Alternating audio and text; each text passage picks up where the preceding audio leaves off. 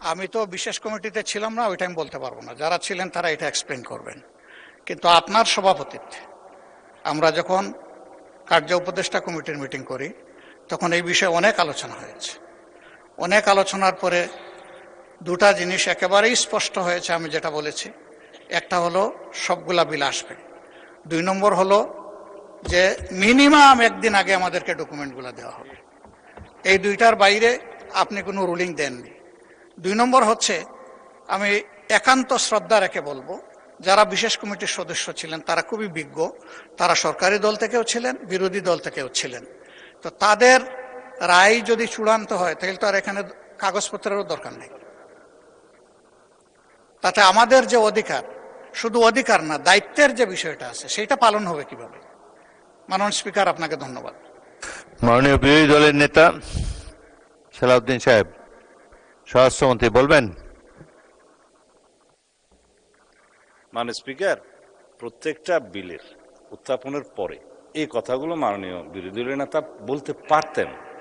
এখন সমস্ত বিলগুলো শেষ হয়ে যাওয়ার পরে সেটা আবার প্রথম থেকে উল্টানোর মতো কথা।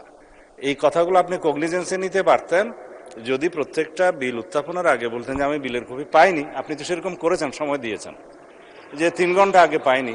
তা আপনার কন্ডোন করার যে ক্ষমতা, স্পিকার হিসেবে আপনার টাইম কন্ডোন করার ক্ষমতা আপনার আছে। আপনি যখন উত্থাপনের অনুমতি দিচ্ছেন তখন মানে you have already condoned the time. এটাই হচ্ছে মাননীয় speaker rules of procedure. Thank you মাননীয় স্পিকার। মাননীয় সদস্যবৃন্দ, মাননীয় বিরোধী দলের নেতা যে কথাগুলো বলেছেন আমিও তার সাথে একমত। অ্যাকচুয়ালি বিল এত শেষ মুহূর্তে পেলে এটার উপরে আলোচনা করা ডিফিকাল্ট, কিন্তু এই যে সিচুয়েশনটা হলো এটার প্রধান কারণ হলো যে আজকের মধ্যে আমাদেরকে বিলগুলো ফাইনালাইজ করতে হবে, পাস করতে হবে, টাইম লিমিটের কারণে, 30 দিনের কারণে।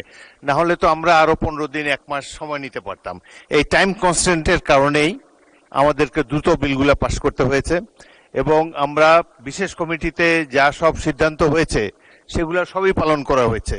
কেবলমাত্র টাইমটা আমি স্পিকার হিসাবে কন্ডোন করেছি, কিন্তু ভবিষ্যতের জন্য আমরা লক্ষ্য রাখবো যাতে বিল যথাসময়ে বা অন্তত 2-3 দিন, অন্তত 1 দিন আগে যাতে সদস্যরা পায়, এ ব্যাপারে আমরা যত্নবান থাকবো।